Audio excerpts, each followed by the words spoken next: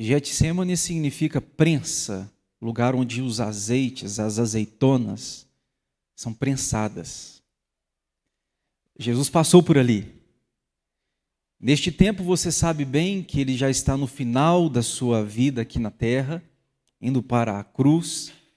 E diz a Bíblia que ele chama 3 discípulos para esse momento, para orar com ele, porque o momento estava sendo delicado, o momento estava sendo de uma tristeza profunda. Ele chama os discípulos e pede aos discípulos para orarem com ele, e Jesus se retira à parte, ora, quando volta os discípulos estão não orando, os discípulos estão dormindo. E Jesus se interroga aqueles discípulos novamente: gente, vocês não podem orar sequer 1 hora, 1 minuto. Jesus se retira, ora de novo, quando volta os discípulos estão dormindo de novo. Pois é, nesse tempo de agonia, nesse tempo de uma tristeza profunda, dá para a gente tirar preciosas lições aqui, irmãos, de como que o Senhor Jesus lidou com isso. Como ele lidou é um exemplo para mim e para você de como a gente deve lidar. Veja o texto, o verso 36, vou ler até o verso 46. Em seguida foi Jesus com eles a um lugar chamado Getsêmani e disse aos seus discípulos: assentai-vos aqui, enquanto eu vou ali orar. E levando consigo a Pedro e aos 2 filhos de Zebedeu, começou a entristecer-se e a angustiar-se. Presta atenção no texto. Então lhes disse: a minha alma está profundamente triste até a morte. Ficai aqui e vigiai comigo. Adiantando-se um pouco, prostrou-se sobre o seu rosto, orando e dizendo: meu Pai, se possível, passa de mim este cálice. Cálice aqui é uma figura lá do profeta Ezequiel, que o profeta havia profetizado que o Senhor Jesus beberia o cálice da ira de Deus. Jesus está orando, falando: Senhor, se possível, passa de mim este cálice, ou seja, este derramar da sua ira. Todavia, estou no verso 39, todavia não seja como eu quero, e sim como tu queres. E voltando para os discípulos, achou-os dormindo, e disse a Pedro: então, nem 1 hora pudeste vós vigiar comigo? Vigiai e orai, para que não entreis em tentação. O espírito, na verdade, está pronto, mas a carne é fraca.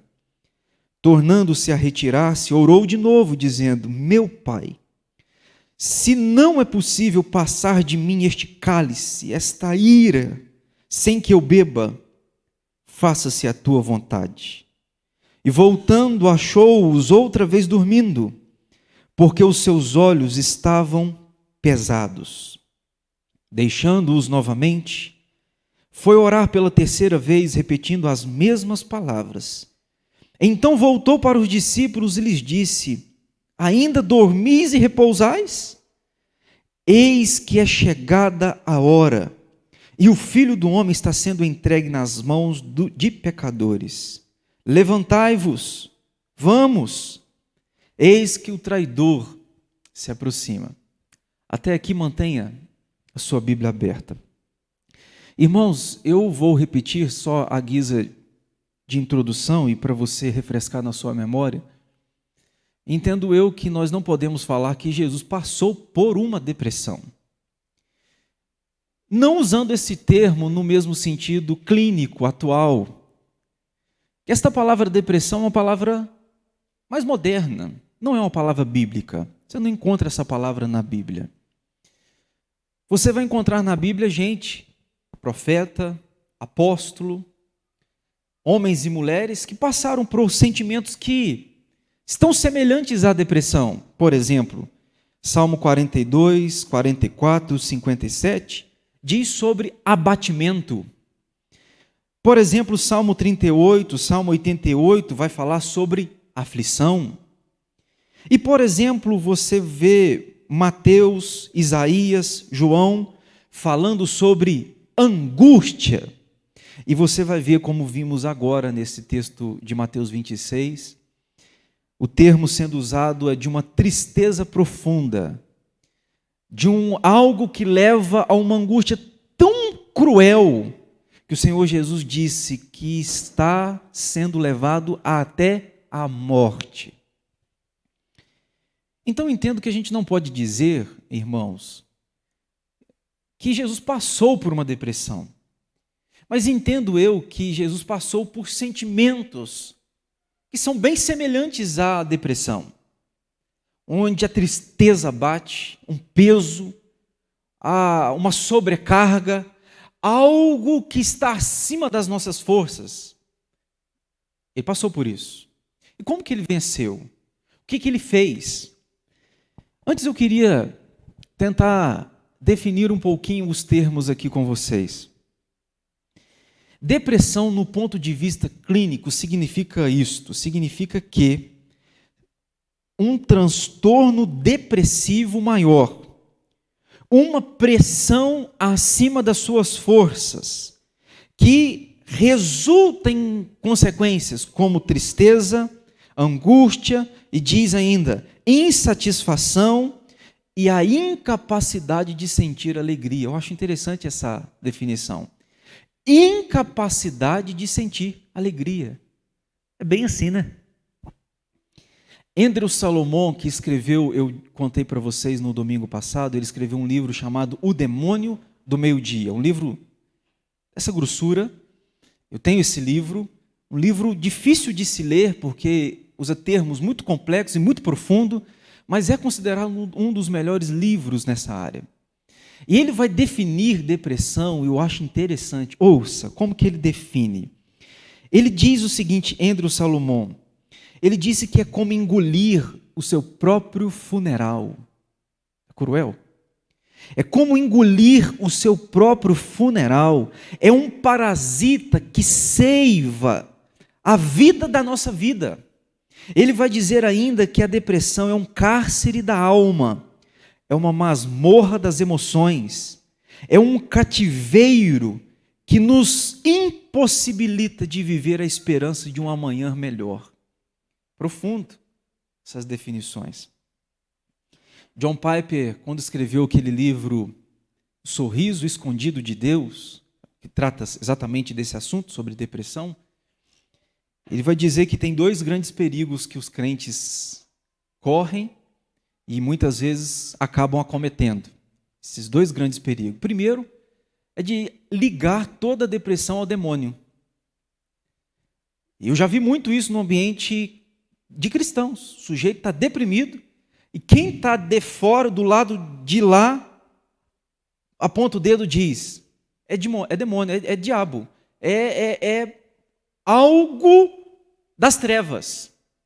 E eu estou aqui para te dizer que pode ser, mas pode não ser. Então você não deve afirmar uma coisa que você não tem certeza que é. E o segundo erro que John Piper vai dizer é de ligar depressão a um ato exclusivo. A pessoa diz o seguinte, olha, é porque você está em pecado, hein?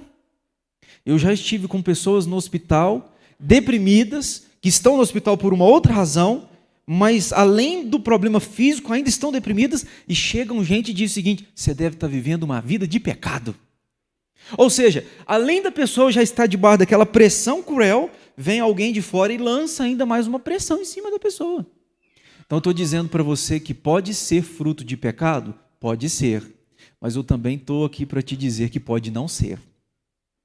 E John Piper vai dizer que a maioria das depressões não são decorrentes de ação demoníaca, não são decorrentes de um pecado específico.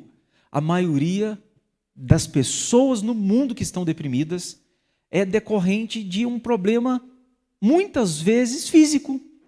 Como disse a vocês, se faltar dopamina, serotonina no cérebro, falta aquilo que lhe dá alegria. O que vai acontecer com um ser humano? Ele vai se decair. O que se faz? Vai ter um remédio, um tratamento, onde você vai repor esta dopamina, repor esta serotonina. E este leva tempo, é um tratamento delicado, que precisa de um acompanhamento de um médico. Mas eu já disse para vocês 3 frentes aqui. Pode ser sim, mas pode não ser ação demoníaca, pode ser fruto de pecado, mas pode ser algo do físico. E em quarto lugar, pode ser algo fruto de uma situação. Às vezes a gente passa por determinadas situações na vida que a gente não pensa que a gente vai passar. Não é assim a vida da gente? A vida da gente não está no controle da gente. Acontece coisas com a gente que a gente se deprime. E aquilo leva a gente ao cárcere da alma, como disse Andrew Salomão. Leva a gente à falta de esperança e de perspectiva no futuro. Leva tudo isso a tratamento. Como disse, vou repetir e vou partir para o aprendizado aqui em cima do texto. Hernandes diz que depressão se trata com 3 frentes. Se trata com remédio, se trata com tratamento e se trata com fé. Remédio, que se for um problema físico, você vai resolver dentro de pouco tempo. Tratamento, porque se for um problema emocional, você vai ter um acompanhamento. E fé, que se for um problema espiritual, você vai vencer no nome de Jesus. Então eu queria dizer para você, para nós, que de repente podemos não estar, e eu espero em Deus que você não esteja passando por isso. Mas a verdade é que a gente nunca sabe para quem a gente está falando. Nós nunca sabemos para quem a gente está falando. Então, de repente, eu estou dizendo hoje para alguém que está aqui, do outro lado da telinha, ou no futuro, passando por esse cárcere da alma, essa tristeza tão profunda. E a minha esperança é que Deus nos use aqui nesta manhã para, de alguma forma, levar até você um alívio, uma esperança, aquilo que o Senhor Jesus tem a nos oferecer. Vamos aprender com Jesus, irmãos, que nesse tempo de um aperto tão profundo, tem atitudes que, para mim, ensinam muito. O grande problema não é fazer o que Jesus está fazendo aqui. Vou mostrar para vocês daqui a pouco. O grande problema é fazer o que ele está fazendo na hora que a gente tem que fazer.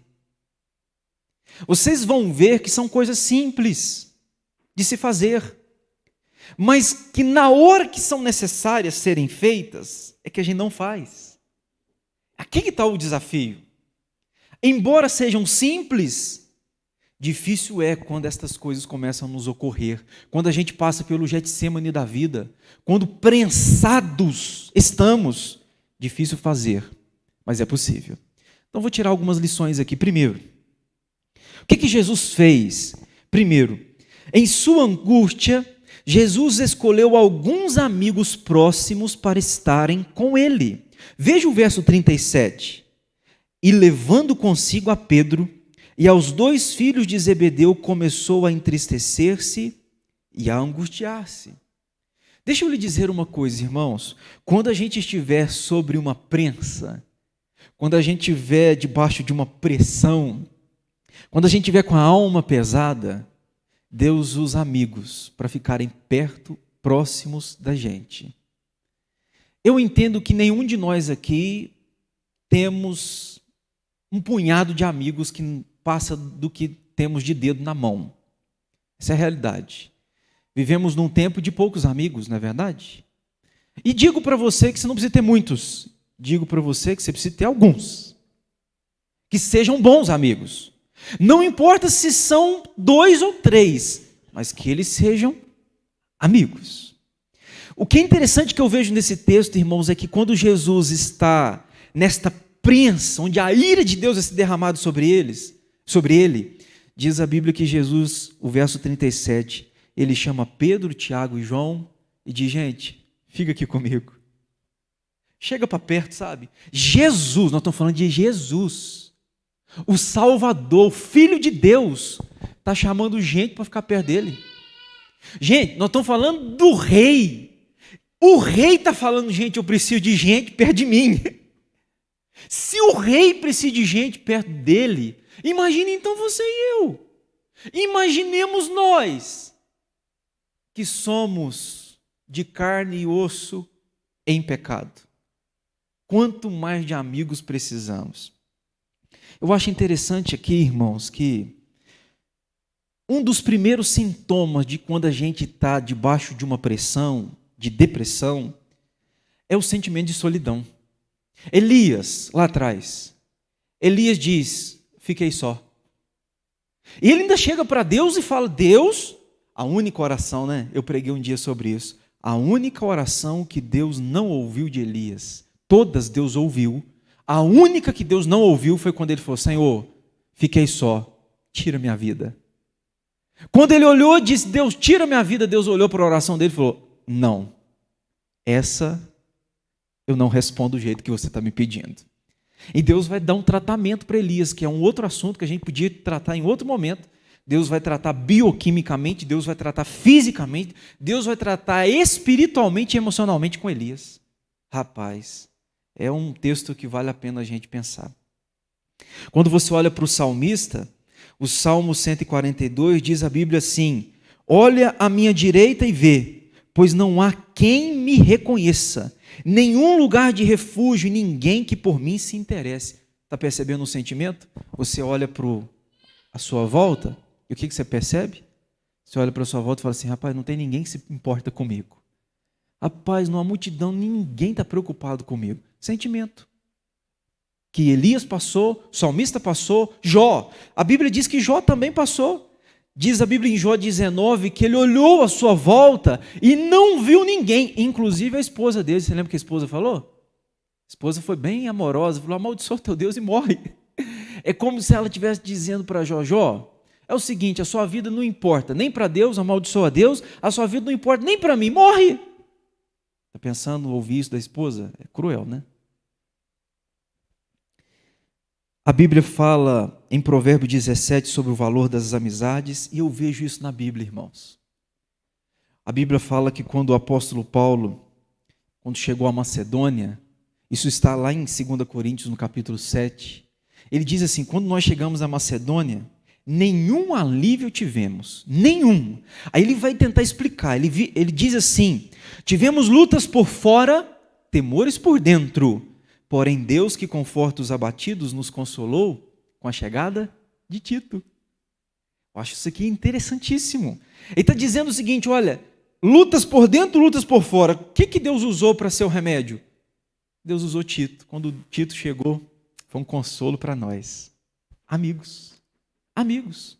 Quando Paulo está terminando a carta à igreja de Colossenses, ele vai dar uma lista de saudações, ele vai saudar Aristarco, ele vai saudar Barnabé, Marcos, ele vai saudar a Jesus, conhecido por justo.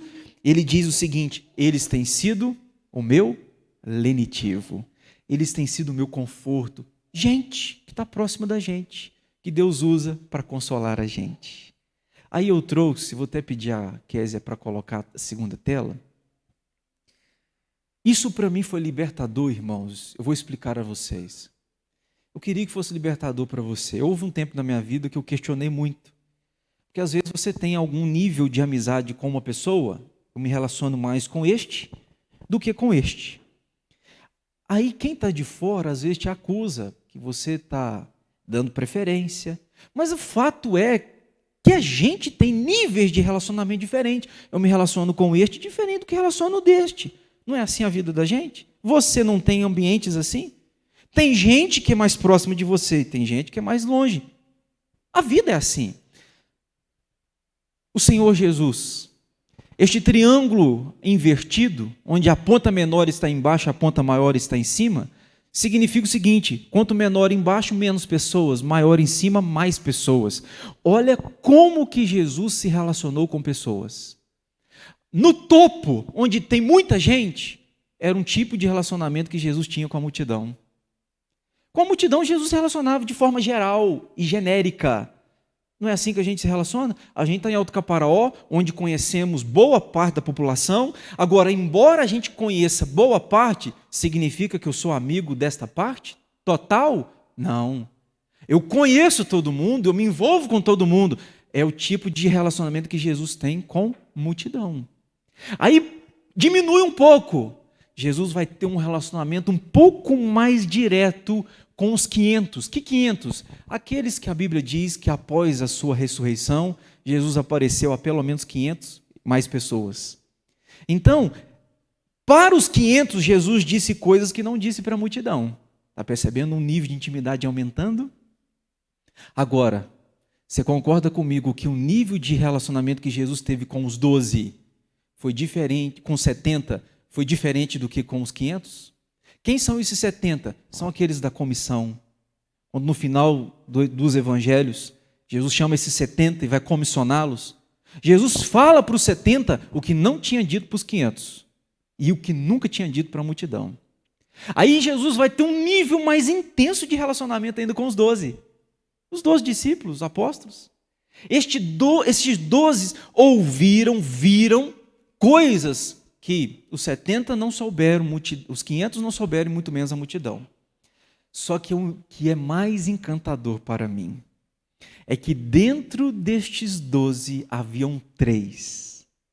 Pedro, Tiago e João.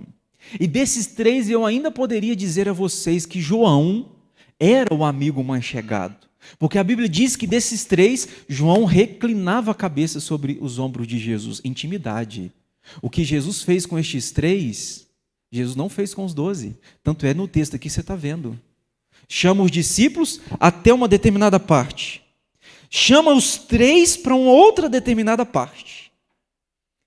Você tem que ter esses 3 na sua vida, sabe? A gente precisa de bons amigos, que sejam 3, mas que sejam bons. Eu vejo isso em Jesus. E, sobretudo, o amigo maior, que foi o próprio Deus, o Pai. Os 3 ficaram até aqui, e Jesus diz para Pedro, Tiago e João, ficam aqui, vigiem comigo, que eu vou aqui para orar. Aqui ele tem a comunhão com o Pai, de forma que não tem com nenhum dos outros, mas os outros estão perto. Então deixa eu te dizer uma coisa aqui. Não se importe com acusações. Que você é muito amiguinho de tal. Rapaz, não se importe com isso. Você precisa de ter um, que é o seu pai. Você precisa de ter os seus 3 amigos chegados, aquele que você abre o coração, sabe? Você precisa de ter os 12, você precisa de ter os 70, você precisa de ter os 500. E você precisa de ter a multidão. O que eu quero te dizer é o seguinte, a maneira como se relaciona com os 3 não é a maneira como você se relaciona com a multidão. Jesus me ensina na maneira de se relacionar, como que nós devemos nos relacionar. Errado? Bom, se imitar a Cristo for errado, que eu seja então errado. Uma segunda lição que eu aprendo com o Senhor Jesus. Em sua dor, Jesus abriu o coração para os amigos. Eu acho isso aqui extraordinário. Olha o verso 38.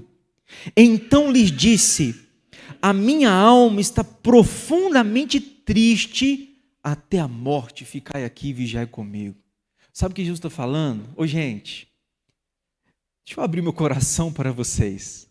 Deixa eu lhes narrar o que há dentro de mim. Ele não falou para a multidão, ele não falou para os 12, ele falou para os 3. E o que ele disse para os 3 é, a minha alma está profundamente triste. Sabe qual que é o nosso problema, irmãos? É que a gente tem bastante medo de abrir o coração, né? Eu não sei você, eu digo pensando em mim. Eu tenho dificuldades. E muitas vezes a minha dificuldade está sobre 2 pilares. Talvez seja também a sua.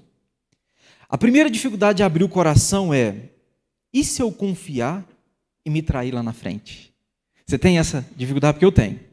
E se eu abrir o meu coração aqui para A e B, estes A e B lá na frente me traírem? Não é uma dificuldade? A segunda dificuldade é, se eu abrir o meu coração, o que eles podem fazer por mim? Rapaz, essa dor que eu estou passando é tão intensa, o que estou passando é tão desafiador, ninguém pode fazer nada por mim mesmo. Sabe o que eu aprendo com Jesus? Que esses 2 tipos de pensamento que eu tenho, talvez você tenha, que nos limitam, Jesus venceu estes 2 tipos de pensamento fazendo. Ele conta para esses 3 amigos, esses 3 chegados, algo que lá na frente foram trair. Lembra de Pedro? Pedro está aqui, ouviu o Senhor Jesus, abriu o coração, daqui a pouco está negando Jesus. Pedro está negando. Então deixa eu te dizer uma coisa, sabe o que eu aprendo com Jesus? Pode abrir o coração, ainda que traído você seja no futuro. Pode abrir o coração, ainda que negado você seja. Por que, Jesus? Porque é uma necessidade que você tem e eu temos de abrir o coração. A segunda verdade que muitas vezes nos bloqueiam é o seguinte: eles não podem fazer nada. Você percebe aqui o que os discípulos podiam fazer por Jesus? A única coisa que podiam fazer era orar, e nem orar, oraram. Eu gostei de um pregador que, falando nesse texto, falaram o seguinte: os discípulos dormiram, pelas 3 vezes os discípulos dormiram. Isso tem mais de 2000 anos, e tem 2000 anos que os discípulos continuam dormindo. Jesus nos manda orar e a gente dorme. É interessante isso aqui. Às vezes a gente diz para as pessoas: rapaz, não posso fazer nada por você, só posso orar. Já disse isso? Posso fazer muito por você, não, só posso orar. Como se a oração fosse pouco. Não posso fazer nada não, viu? Só posso orar. Então você pode fazer tudo. A oração pode tudo. Gente, se você não pode fazer nada, mas pode orar, você está fazendo o que é mais importante, você está fazendo o que é melhor. Então não diminui o valor da oração, só posso orar. Não, eu posso orar, eu posso fazer muito, eu posso orar. Jesus disse: vigiai e orem. Vocês não podem fazer outras coisas, mas uma coisa mais importante vocês podem fazer, que é a oração. E os discípulos não fizeram a coisa mais importante, que era orar. Aliás, só um parêntese, irmãos. Nenhum momento os discípulos na Bíblia aparecem orando, até a morte e ressurreição de Jesus. Em nenhum momento os 12 aparecem orando. Pastor, o senhor está dizendo que eles não oraram? Não, eu estou dizendo que a Bíblia não fala que eles oraram. Pode ser que eles tenham orado, mas a Bíblia não fala que eles oraram. Embora chegaram perto de Jesus e falaram assim: ensina-nos a orar. Lá em Mateus 6, Jesus ensinou a orar, mas os discípulos não oraram. Sabe quando que eles vão orar? Depois da ressurreição de Cristo e a ascensão, quando Jesus subiu aos céus. Quando Jesus sobe aos céus, aí você vai ver Pedro orando, aí você vai ver os apóstolos orando. Pois é, enquanto Jesus estava perto, não oraram. Mas depois que Jesus subiu, aprenderam a oração. Vamos para o terceiro aprendizado, irmãos. Olha o terceiro aprendizado.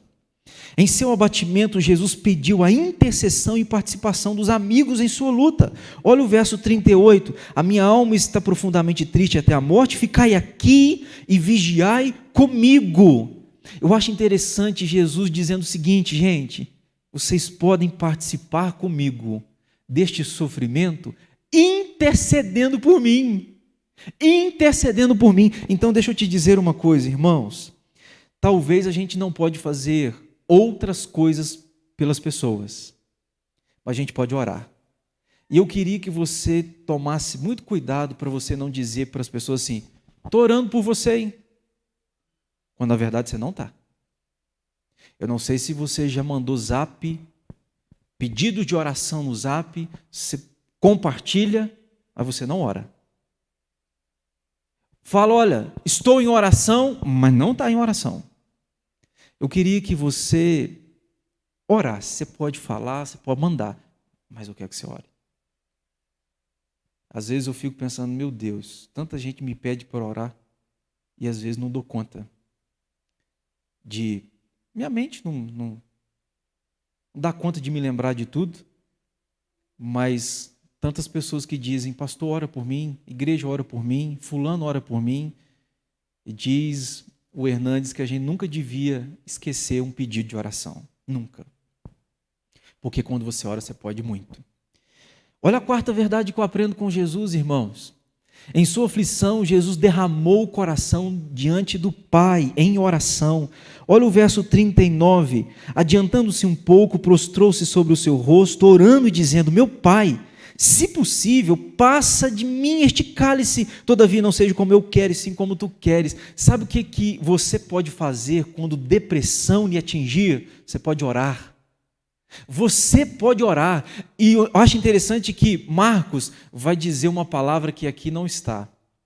Diz Marcos que quando Jesus vai falar com o Pai, ele fala assim: Abba, Pai, que é uma expressão de intimidade, Paizinho. O Senhor Jesus, quando está com a alma em agonia, ele olha para cima e diz: Paizinho, Paizinho. Então deixa eu te dizer uma coisa, quando bater aquele momento de tristeza profunda, dor na alma, aperto no coração, lembre-se que você tem um paizinho. Lembre-se que você tem uma companhia, você tem um Deus, que ainda que os amigos mais próximos estejam dormindo, este Deus não dorme, nem dormita o guarda de Israel. Ele nos ouve. Vamos para a quinta lição que eu aprendo com Jesus. A quinta eu vejo que em seu sofrimento, Jesus descansou a alma na soberania e sabedoria de Deus. O verso 39, no final, ele vai dizer: todavia não seja como eu quero, e sim como tu queres. Aqui tem uma coisa difícil para mim, acho que difícil para você também, que é submissão. Submissão é você se submeter. Quando a gente deprimido está, triste está, talvez o melhor caminho, o melhor remédio para nós seja a submissão. Isto é, Senhor, que não seja como eu quero e seja como tu queres. Jesus chegou no ápice da dor, ele falou assim: eu queria, Pai, que o Senhor passasse de mim este cálice. Eu queria, se fosse possível, um outro modo, uma outra maneira, que eu não tivesse que beber, eu queria. Mas se não há esta outra maneira, se não há este outro modo, ô Pai, me submeto, viu? Que seja como o Senhor quer. Talvez aqui seja um melhor remédio para nós, irmãos. Porque se tem uma coisa que a gente gosta muito, é que a nossa vontade impere, que o meu desejo impere. Mas quando eu entrego o meu desejo, eu falo: Senhor, agora o Senhor faz do jeito que o Senhor quiser. Eu me liberto. Pedro vai escrever lá a primeira carta, ele diz que é para nós lançar sobre ele toda a nossa ansiedade. Sabe o que é lançar? Lançar está Jesus ali. Eu pego a minha ansiedade, a minha preocupação, eu lanço sobre Jesus, abri mão dela. Abri mão, lancei. Sabe o que a gente gosta de fazer? Pelo menos eu. Eu gosto assim: toma, Jesus. Aí Jesus pega, eu não quero largar. Deixa eu segurar também. E Pedro vai dizer: lance. Lançar é solte. Abra mão. Abra mão daquilo que te perturba, abra mão da sua preocupação. Coloque debaixo do controle de Deus. Se eu passei para Ele, então, Senhor, já não é comigo mais, é contigo. Foi o que Jesus fez. Agora, a última, não vejo nesse texto. Eu vejo lá em Hebreus 12:2. Abram lá, quem puder. Embora o texto de Hebreus esteja falando deste texto de Mateus, mas Hebreus vai nos dar uma informação importantíssima. Hebreus 12:2, eu vou aprender aqui que Jesus fixou os seus olhos no futuro glorioso reservado pelo seu Pai. Hebreus 12:2, a Bíblia diz assim: Jesus, o qual, em troca da alegria que lhe estava proposta, suportou a cruz, não fazendo caso da ignomínia, e está sentado à destra do trono de Deus. Sabe o que eu aprendo aqui? Jesus está no Getsêmani, está para ir para a cruz. Como que ele vence este desafio? Ele pensa naquilo que está por depois da cruz. Em troca, o texto diz, da alegria que lhe estava proposta, suportou a cruz. Sabe o que eu vejo, irmãos? Fixe os seus olhos no futuro. Fixe os seus olhos no céu. Fixe os seus olhos nas promessas de Deus. Pastor, está muito difícil aqui, está tenso a coisa está me esmagando, estou numa prensa de azeitona, só que eu sou essa azeitona, eu estou sendo prensado. Eu estou dizendo para você, faça o que Jesus fez. Coloque o seu coração no depois daqui. Não é para sempre essa vida aqui, irmãos. Toda dor é passageira, toda dor tem validade. Então está te apertando aqui. Coloque a sua mente, o seu coração nas promessas para depois daqui. Vai chegar um dia que tudo isso vai passar. Eu fiz um vídeo um dia, o título do vídeo era: Ninguém chora para sempre. Ninguém chora para sempre. Estou chorando tem anos, pastor. Pois é, mas um dia esse choro vai cessar. Um dia vai cessar. Quando? Se não for aqui, vai ser quando Jesus enxugar dos nossos olhos toda a lágrima. Então coloque os seus olhos, a sua confiança nas promessas de Jesus. Coloque a sua confiança lá. Foi o que Jesus fez. Em troca daquilo que lhe estava proposto, ele suporta a cruz. Ele pensa, aqui está cruel, mas o depois daqui é glorioso. Isso nos dá esperança para continuar vivendo. Isso nos encoraja para continuar prosseguindo. Então, quero dizer duas coisas. Primeiro, olhe para as promessas de Deus, que Deus tem para os seus filhos. Nesses momentos de dor e angústia, de tristeza, faça o que Jesus fez. Olhe para aquilo que ainda está por vir. Nós estamos neste mundo, mas não somos do mundo. Nós estamos aqui, mas não somos daqui para sempre. Haverá um dia que Ele voltará para nos buscar. Haverá um dia que algo glorioso vai acontecer. Segundo, pastor, ninguém me entende, ninguém sabe do que eu passo. Eu vou dizer a vocês que existe alguém que nos entende. Existe alguém que sabe do que estamos passando. Quem é, pastor? Não sou eu, não é ninguém neste mundo, é o Senhor Jesus. Eu fico imaginando Jesus olhando para mim e você, quando a gente está deprimido. Ô Senhor, está muito difícil, eu estou sozinho. Talvez eu falo o que Elias falou, estou só. Talvez eu falo o que o salmista disse, ninguém está se interessado por mim. Aí Jesus olha e fala assim, olha, eu sei do que você está passando. Eu passei isso na pele. Eu sei o quanto dói, eu sei o quanto é triste, mas Jesus diz para mim e para você, tem de bom ânimo, porque eu venci o mundo. Isto é, gente, eu conheço a sua dor. Então, meu irmão, escute-me, eu termino dizendo isso para você. Jesus sabe o quanto dói. Jesus sabe o que é ser deprimido. Jesus sabe o que é ter a sua alma no cárcere. Ele sabe. Então, se tem alguém que você pode confiar e saber, é para Ele. Porque tudo que vivenciamos, Ele vivenciou em níveis muito mais intensos. Ele pode dizer para mim e para você, filho, você não está sozinho. A saída, ainda que esta saída aconteça na minha volta, mas ela vai acontecer. Vamos ficar em pé?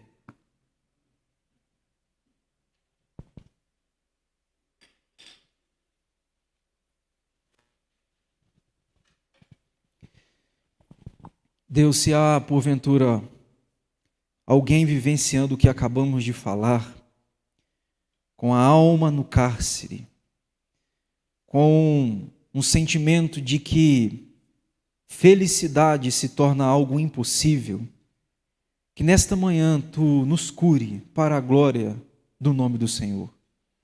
Que o Senhor Jesus, que passou por tudo isso, que nos deixou lições de como fazer, de como proceder, que Ele nos cure nesta manhã, em pessoa, por meio da Tua palavra. Senhor, tire do nosso coração aquela tristeza que nos incomoda tanto, aquela dor que nos aperta, nos sufoca, que nos tira força até de sair da cama. O que nós Te pedimos nesta manhã é que os nossos olhares continuem firmados em Ti, que o Senhor nos faça ver aquilo que está por vir, que o Senhor prometeu, e nos tire deste lamaçal de lama, deste lamaçal de imundícia, e nos coloque de volta de pé, Senhor, para a glória e o louvor do Teu nome. Cure, Senhor, os irmãos que estão precisando de cura, restaure aqueles que estão precisando de restauração, e que venha um tempo de abundância, um tempo de graça, um tempo de louvor, onde o Teu nome será engrandecido e exaltado para sempre. Senhor, faça isso, Pai, porque Tu podes fazê-lo. É o que nós Te pedimos e Te agradecemos em nome de Jesus. Amém.